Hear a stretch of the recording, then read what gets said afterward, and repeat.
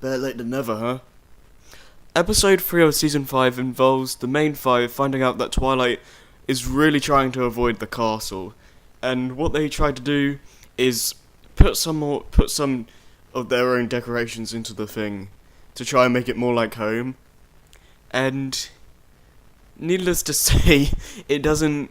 They instantly pick up that they're doing it wrong. Like, that's something that really I think the writers pulled off well, because there are so many opportunities to go for the episode to go down a path that would be cliche or something we'd seen before, but every time it did that, they went back on track to something different. Because like when they were putting their own decorations into it, like things that would be in their own homes, usually at that point they wouldn't find out about it so soon, and Twilight would come in and go like, guys, we need to focus here, let's do this right.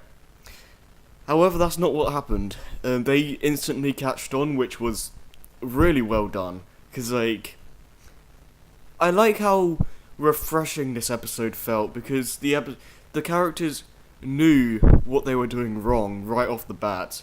It didn't feel forced or anything. It felt really natural. Like the characters so far in season 5 have been really well done. Even Spike, because like everyone doesn't fit. No one feels too off in one direction, or too far in another direction.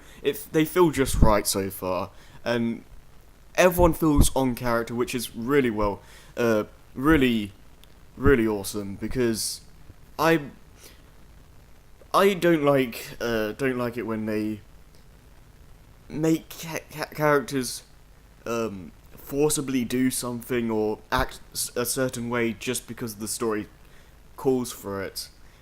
No, so far in season 5, it seems to be like they would be reacting to these situations as they would a normal person would, and that's really refreshing in my opinion, because like it's in one of the episodes against the Hydra.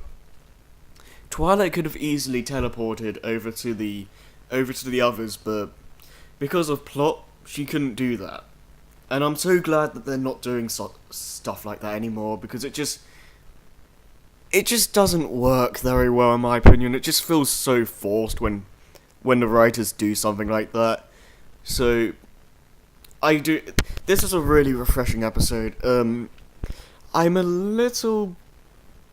not surprised really that not every episode is going to be based on the cutie map, because let's face it, MLP does have adventure episodes here and there, but it's never really been a main focus.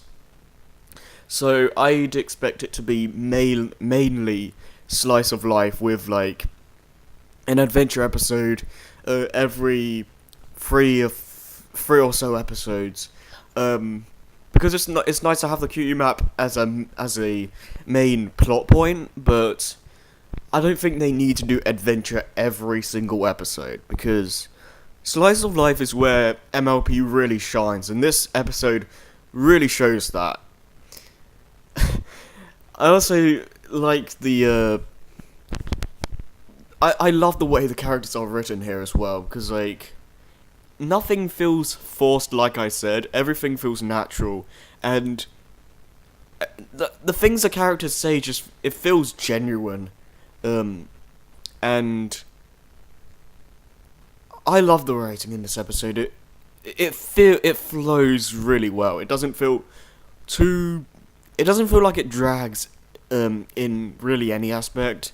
It was really heartwarming as well, because we knew after seeing the season 4 finale that they would touch on the library being destroyed at some point.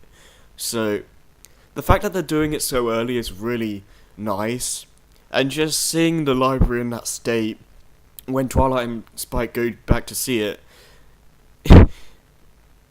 it really makes you feel bad for them, because it's been a place that a lot of things have happened in. Like, a lot of episodes start in the library.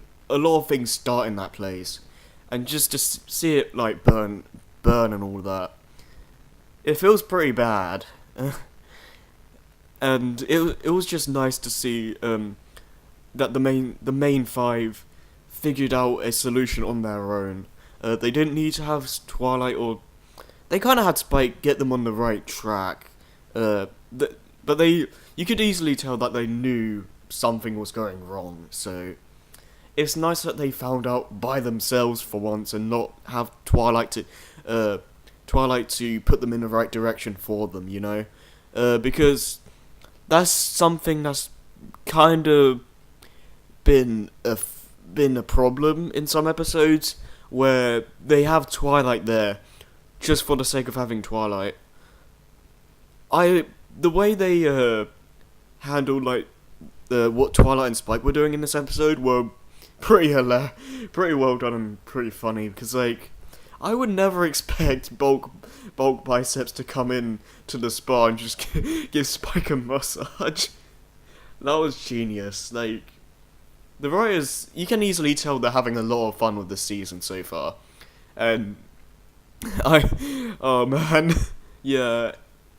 And just the way at the end they had the routes from the library into the castle, and basically they had memories from the library in there, and that was really heartwarming, because that you could relate to something like that so easily, like losing something you hold dear to, but having those memories around your home or something like that.